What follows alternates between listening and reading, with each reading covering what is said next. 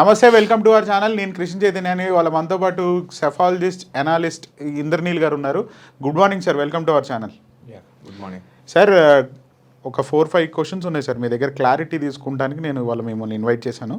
First point, Sai Reddy గారి వ్యాఖ్యలు ఏదైతే నేను రాజమండ్రి వెళ్ళినప్పుడు కొన్ని వ్యాఖ్యలు చేశారు.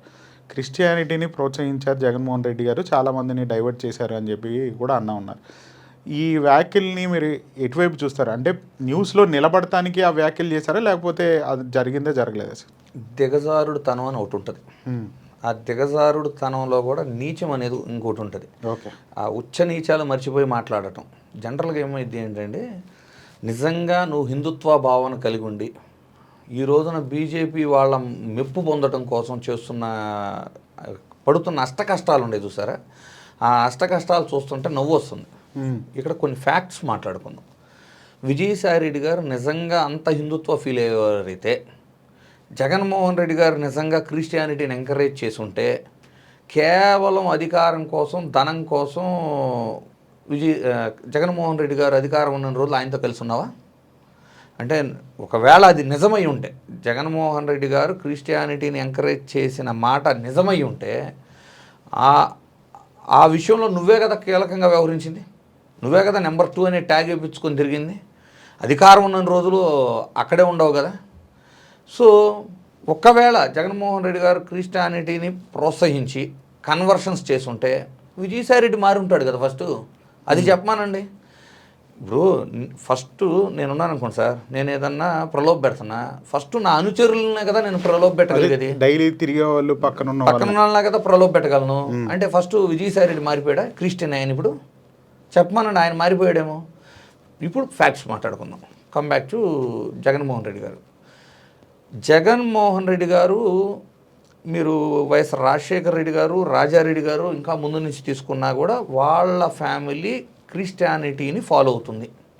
ఎక్కడా జగన్మోహన్ రెడ్డి గారు మేము క్రిస్టియానిటీ ఫాలో అవటం లేదు అని ఓట్ల కోసం ఎక్కడా కూడా ఒక ఫాల్స్ స్టేట్మెంట్ ఇచ్చిన చరిత్ర వాళ్ళది కాదు.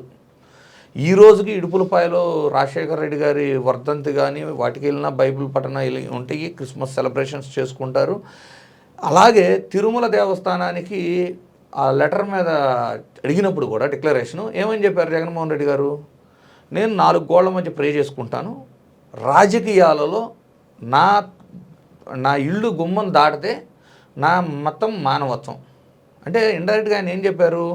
నా క్యాడర్ ఒక ముస్లిం అయితే నేను ముస్లిం మత పద్ధతులు ఫాలో అయ్యి తన క్యాడర్ అంటే తనని గౌరవించడం నాకు ఇష్టం.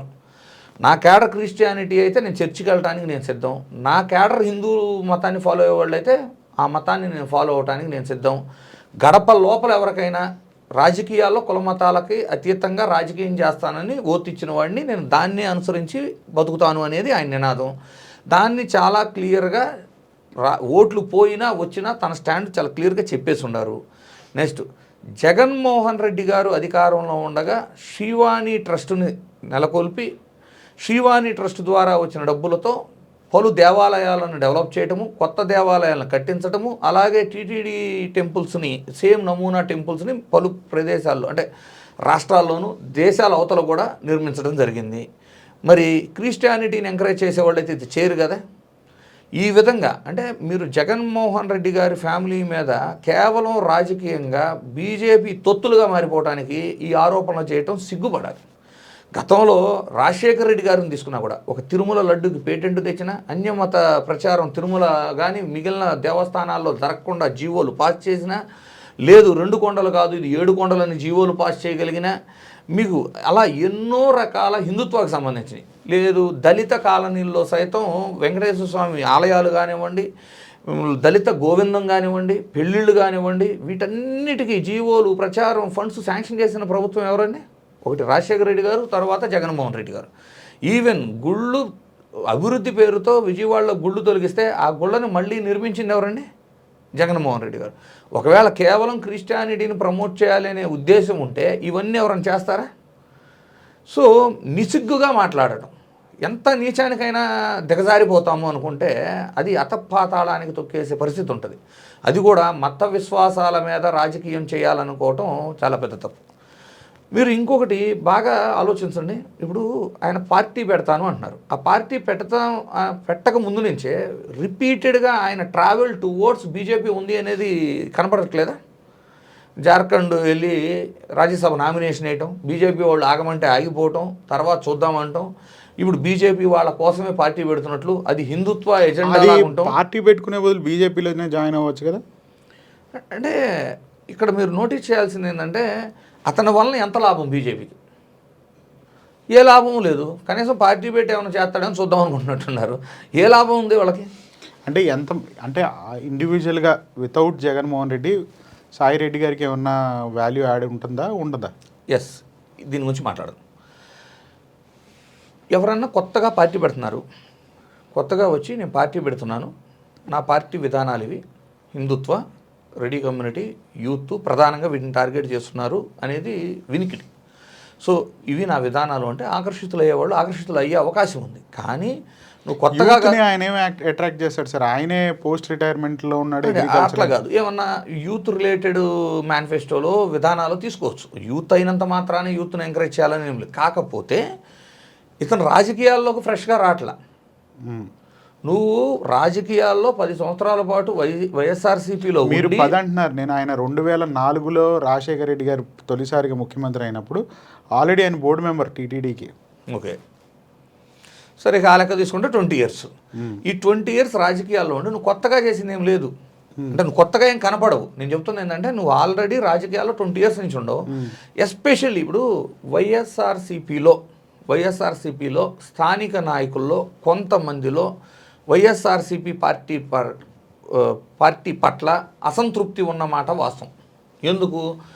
సమయానికి బిల్లులు రాకపోవడం లేదు, స్థానిక నాయకుల్ని జగన్ గారు అపాయింట్మెంట్లు ఇవ్వకపోవటము లేదు, గ్రామ పంచాయతీలకి లక్షలు ఖర్చు పెట్టుకొని గెలిచిన వాళ్ళకి గ్రామ పంచాయతీ ఫండ్స్ కూడా లేకుండా చేయటం. ఈ కొన్ని కారణాల రీత్యా స్థానిక నాయకుల్లో వైఎస్ఆర్సీపీ పార్టీలోనే వాళ్ళకి అంతర్గతంగా కొంత అసంతృప్తి ఉన్నమాట వాస్తవం. కానీ ఈ అసంతృప్తి ఉంది, వీళ్ళంతా నా దగ్గరకు వస్తారు అని ఆశపడుతున్నారు చూడండి విజయసాయి రెడ్డి గారు. ఇక్కడ తెలుసుకోవాల్సింది ఏంటంటే, ఫస్ట్ గుర్తుపెట్టుకోండి, స్థానిక నాయకులు ఆర్థికంగా చిరిగిపోవటానికి కారణం ఏమై ఉంటుంది? వైఎస్ఆర్సీపీ పార్టీ అధికారంలో ఉన్నప్పుడు స్థానిక నాయకులకి జనరల్గా అధికారం వచ్చినప్పుడు అంటే అంటే మనకు ఆర్థికంగా సోర్సెస్ ఏమవుతాయి?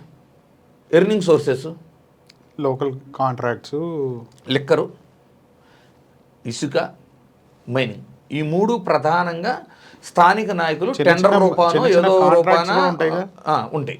ఇవి చేసుకొని వాళ్ళు కొంచెం సెటిల్ అవుతారు. ఈ మొత్తాన్ని సెంట్రలైజ్డ్గా పాలసీలు తయారు చేసింది ఎవరు? విజయసాయి రెడ్డిగా. లిక్కరు, శాండు, మైనింగ్, ఈ 3టికి సెంట్రలైజ్డ్గా కార్యకర్తలకి లేకుండా, అంటే కార్యకర్తలు అంటే స్థానిక నాయకులకి లేకుండా వాళ్ళ కడుపు కొట్టింది ఎవరు? విజయసాయి రెడ్డి కాదా? ఈ రోజున విజయసాయి రెడ్డి కారణంగా రోడ్డున పడ్డాళ్ళని రండి నేను కొత్తగా పార్టీ పెట్టానంటే వెళ్తారా? అంటే ఆ మాత్రం లౌక్యం కూడా లేకుండా స్థానిక నాయకుల వాళ్ళు ఎప్పటి నుంచో ఊళ్ళలో రాజకీయం చేస్తున్నారు. వాళ్ళకి రాజకీయం తెలుసు, ఈయనకి రాజకీయం తెలియదు. ఈయనకి ఏం తెలుసు అంటే ప్లస్లు మైనస్లు వేసుకొని ఎవరి దగ్గర ఎంత వస్తాయి, ఎవరికి ఎంత ఇస్తే ఆ లెక్కలు చూసుకునే అతన్ని పెద్ద రాజకీయ నాయకుడని అతను అనుకున్నాడు. జగన్మోహన్ రెడ్డి ఇచ్చిన అవకాశాన్ని దుర్వినియోగం చేసుకున్నాడు. ఈ రోజున పార్టీ పెట్టేసి అసలు ఆయన ఒపీనియన్ ఎక్కువ చేసుకుంటున్నాడు. ఆయన ఓ పెద్ద మర్రి చెట్టు కింద నుంచొని ఈ నీడ నా వల్లనే ఉందనుకునే టైపు. ఆ మర్రి చెట్టు నుంచి బయటకు వస్తాయి కదా, ఎండలో ఉండవా, నడినెత్తిన సెగ తగులుతుందా, కింద అరికాళ్ళు మండుతున్నాయా, ఇవన్నీ తెలిసేది. ఇప్పుడు కానీ సాయి మీరు అన్న తర్వాత ఒక చిన్న ప్రశ్న, సాయి రెడ్డి గారి వల్ల నష్టపోయిన వాళ్ళు సాయి రెడ్డి గారితో వెళ్తారనేది అసలు జరగని పని. జరగదు, ఏ జిల్లాలో కూడా జరగదు. అంటే మొత్తం స్థానిక నాయకులు ఎవరు వెళ్ళరు కదా. ఎవరు వెళ్తారు? ఒకవేళ నీ ఆఫీసులో నీ చుట్టూ తిరిగి, అంటే 2019లో వైఎస్ఆర్సీపీ అధికారంలో రావటం కోసం కష్టపడిన వాళ్ళు కాకుండా 2019లో అధికారం వచ్చిన తర్వాత ఈయన మెప్పు పొందటానికి ఈయన చుట్టూ తిరిగి పదవులో లేదు అంటే కాంట్రాక్ట్లో సంపాదించి సెటిల్ అయిన వాళ్ళు 10 మంది ఉంటారు. వస్తే ఆ 10 మంది వస్తారు. ఇప్పుడు వాళ్ళు కూడా ఆల్రెడీ వైసీపీలో ఉన్నట్టున్నారు కదా. కొంతమంది ఆల్రెడీ వెళ్ళిపోయారు, కొంతమంది వెళ్ళిపోయారు, వస్తే వాళ్ళు వస్తారు ఇప్పుడు.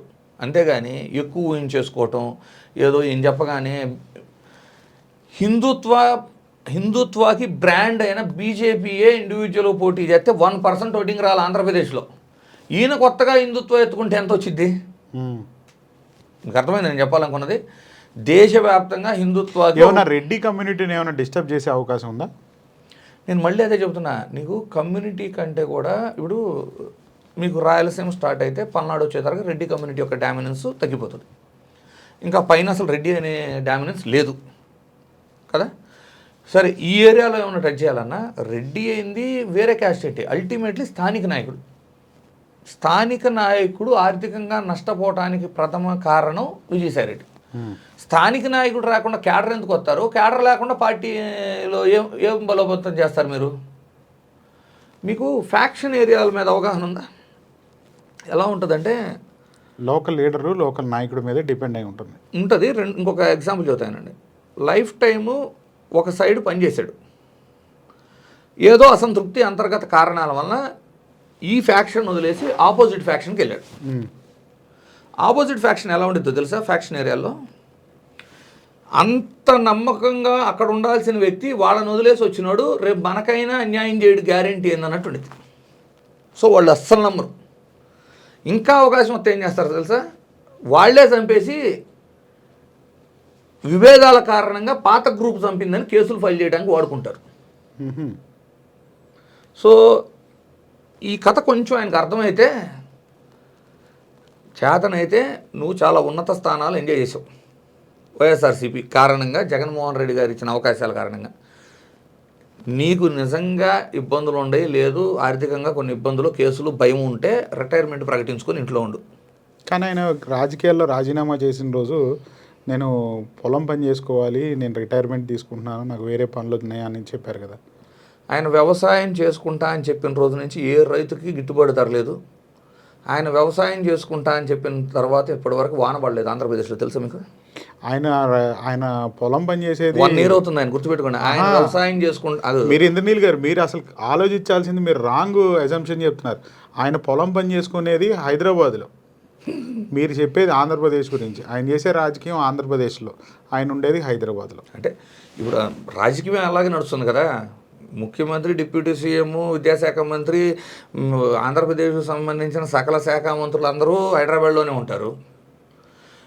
మొన్నటికి మొన్న నాగబాబు గారు అయితే ఆంధ్రాలో పదవి క్యాబినెట్ మినిస్టర్ లాగా క్యాబినెట్ హోదా అయితే మొక్కలేమో తెలంగాణలో నాటి ఫోటోలు పెడుతున్నారు.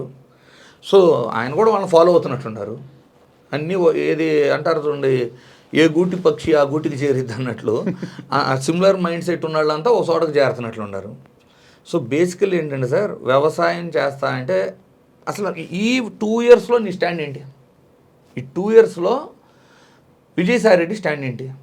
ఫస్ట్ షర్మిల అబద్ధాలు చెబుతుంది, షర్మిల తప్పు మాట్లాడుతుంది, జగన్మోహన్ రెడ్డి గారి తరఫున మాట్లాడావు. తరువాత ఎప్పుడైతే కేసులు, మద్యం కేసు అండ్ పోర్టు గురించి కేసులు స్టార్ట్ అయినాయో ఇమ్మీడియట్గా నువ్వు రిజైన్ చేసావు. అంటే నీ ఇంటెన్షన్, నీ మోటివ్ అండ్ నీ యొక్క పర్సనల్ ఇంట్రెస్ట్ ఎక్కడ అయిపోయింది, ఇది రాష్ట్ర ప్రయోజనాలా నీ స్వార్థ ప్రయోజనాలా అనేది ప్రజలకు అర్థమైపోయింది. ఆ తర్వాత లిక్కర్ స్కామ్ అనేది ఏదైతే ఒక ఆరోపణతో కేసు నడుస్తుందో, ఆ కేసులో A1 to A33 దాకా అందరూ అరెస్ట్ అయ్యారు, ఒక పర్సన్ తప్పితే. ఎవరు ఆ పర్సన్? విజయసాయిరెడ్డి. ఒకవేళ అది తప్ప, నువ్వు అప్రూవర్ మారావా, ఆ తప్పులో నువ్వు భాగస్తుడువా కాదని చెప్పు. లేదు అది తప్పు కాదా, మరి తప్పు కానప్పుడు ఇంతమందిని అరెస్ట్ చేసినప్పుడు వాళ్ళ తరపున కదా నువ్వు నుంచోవాలి.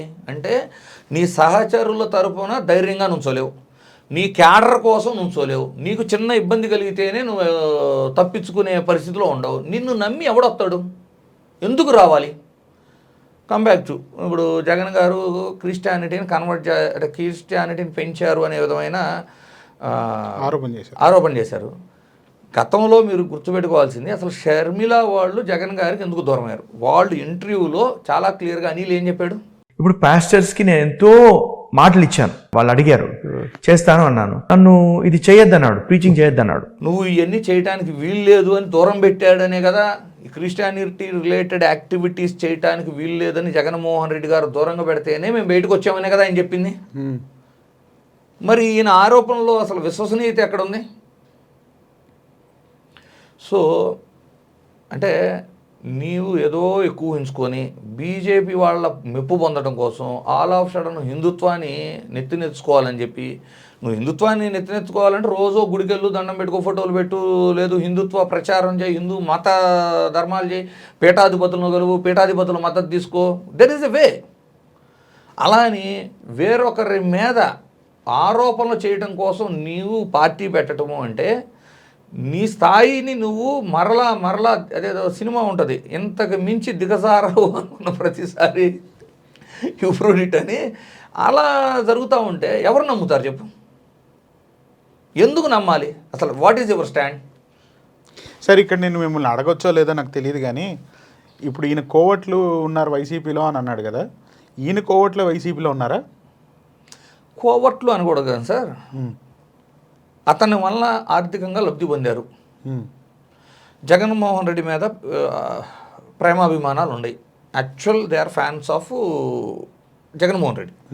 బట్ గత 5 ఏళ్ల పాలనలో సాయిరెడ్డి వలన ఆర్థికంగా లబ్ధి పొందుంటే, ఒకవేళ వైఎస్ఆర్సీపీ పార్టీలో కొనసాగుతున్న ఇన్ఫర్మేషన్ అడిగితే ఇవ్వకుండా ఉండలేరు కదా. అతని వలన వాళ్ళ కుటుంబం అయితే బాగుపడింది కదా.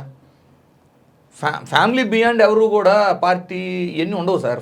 ఫస్ట్ ప్రయారిటీ ఎవరికైనా ఫ్యామిలీ ఉంటుంది. నా ఫ్యామిలీ విజయసాయిరెడ్డి వలన లబ్ధి పొందింది, నేను సెటిల్ అయిపోయాను అంటే డెఫినెట్లీ నేను జగన్ కోసం పనిచేస్తున్నా కూడా ఇన్ఫర్మేషన్ అవసరం అయితే చెబుతాను. So these kind of things rectification చేసుకోవాల్సింది వైఎస్ఆర్సీపీ పార్టీ. అంటే ఇది మన ఇద్దరం ఎందుకు డిస్కషన్లో అడిగానంటే మిమ్మల్ని, ఆయన చాలాసార్లు వైసీపీలో కోవట్లు ఉన్నారు, చుట్టుపక్కల వాళ్ళంతా కరెక్ట్ కాదు అసలు ఆయన క్వార్టరీ అంటాడు. ఆ క్వార్టరీ అనేది ఈయనతో స్టార్ట్ అయిందా, ఈయన లేకముందు ఉందా క్వార్టరీ అనేది? అంటే 2019 ఎలక్షన్స్ బిఫోర్ కూడా ఈయనే నెంబర్ 2 కదా. అదే క్వార్టరీ అనేది ఈయనతోనే స్టార్ట్. చుట్టూతోనే ఎవరైతే ఇవాళ సజ్జల్ గారి వెనకాల ఉన్నారో వాళ్ళంతా కూడా అటు నుంచి ఇటు మారినారు, ఇటు నుంచి అటు మారినారు. రాజ్ కసిరెడ్డి ఎవరేమంటే తిరిగేవాడు? సాయిరెడ్డి కదా. మరి తీసుకొచ్చింది కూడా సాయిరెడ్డి కదా. సాయిరెడ్డి గారు తీసుకురాలి. ఆయన వస్తే ఆయనతో పాటు ఈయన బండి అటాచ్ అయ్యిందిలే. కానీ ఓవరాల్గా నేను ఒకటి చెబుతానండి, క్వార్టరీ ఈ పదాలన్నీ రాంగ్ స్టేట్మెంట్ సార్. ఇప్పుడు ఏదైనా ఒక పార్టీ తీసుకోండి, నమ్మకస్తులు కావాలి, నడిపేవాళ్ళు కావాలి, రెస్పాన్సిబిలిటీ తీసుకునేవాళ్ళు కావాలి. ఆ ఫ్యామిలీ టయాన్ని కూడా కొంచెం పక్కన పెట్టి జగన్మోహన్ రెడ్డి గారి కోసం టైం వెచ్చించేవాళ్ళు కావాలి. వాళ్ళని క్వార్టరీగా రాంగ్గా ప్రొటెక్ట్ చేసుకుంటూ చూపించడం వల్ల క్వార్టరీ అంటాం. కానీ ఏ పార్టీకైనా టీం ఉండేది కదా, చుట్టూరా ఉండదా? ఖచ్చితంగా ఉంటుంది. టీడీపీకి ఉండదా, లోకేష్ గారికి ఉండదా, చంద్రబాబు గారికి ఉండదా, పవన్ కళ్యాణ్ గారికి ఉండదా? అందరికి ఉంటుంది. కాకపోతే ఏమవుతుంది, ఇక్కడ నెంబర్ 2 ఎవరు, నెంబర్ 3 ఎవరు, ఇట్లా పవర్ జంక్షన్లు. బేసికల్లీ 2019 తర్వాత జరిగిన ఒక చిన్న మిస్టేక్ ఇన్ ద వైఎస్ఆర్సీపీ నేనేం చెప్పాలనుకుంటున్నా అంటే, మీరు రాజశేఖర్ రెడ్డి గారిని ఒక ఎగ్జాంపుల్ తీసుకోండి. రాజశేఖర్ రెడ్డి గారు ప్రతి ఉమ్మడి జిల్లాలోనూ ఒక రాజకీయ నాయకుడిని పవర్ జంక్షన్గా తయారు చేసుకున్నాడు. రాజకీయ నాయకుడిని పవర్ జంక్షన్గా తయారు చేసుకున్నప్పుడు వాళ్ళు అంటే గ్రౌండ్లో తిరుగుతారు కాబట్టి they know the feedback. So proper feedback వచ్చేది. ఏదైనా రెక్టిఫికేషన్స్ ఉన్నా కూడా రాజకీయ నాయకుడు ఒక మెట్టు దిగి ఎవరికైనా సారీ చెప్పాలన్నా, ఒకళ్ళు అసంతృప్తితో రిజైన్ చేసినా మళ్ళీ సర్ది చెప్పి తీసుకురావడానికి ఆ పవర్ జంక్షన్ ఉపయోగపడేది. కానీ జగన్మోహన్ రెడ్డి గారు అధికారంలోకి వచ్చిన తర్వాత ఈ పవర్ జంక్షన్ రాజకీయ నాయకులకి ఇవ్వకుండా తను నమ్మిన వాళ్ళ లెక్కన ఈ స్టేట్లో 3-4 జోన్స్ లాగా పెట్టేసి పవర్ జంక్షన్ అనేది వీళ్ళకి ఇచ్చారు. వీళ్ళకేమో డైరెక్ట్ పాలిటిక్స్ తెలియదు, డైరెక్ట్ క్యాడర్ అటాచ్మెంట్ లేకపోవటం వల్ల కొంత గ్యాప్ పెరగటము. ఆ గ్యాప్ని వీళ్ళు క్వార్టరీగా ఒకళ్ళ మీద ఒకళ్ళు ఆరోపణలు చేసుకుంటూ, అంటే నేను ఎక్కువ సన్నిహితుడిని ప్రూవ్ చేసుకోవడం కోసం ఒకళ్ళనొకళ్ళు టార్గెట్ చేసుకొని వీళ్ళని వీళ్ళే బదనాం చేసుకున్నారు. రైట్ సార్, చూద్దాం అసలు ఏం జరుగుతుందో. సాయిరెడ్డి గారి వ్యాఖ్యలు ఇటు పక్కకి దారి తీస్తే ఏంటో చూద్దాం. Right sir, thank you for joining us.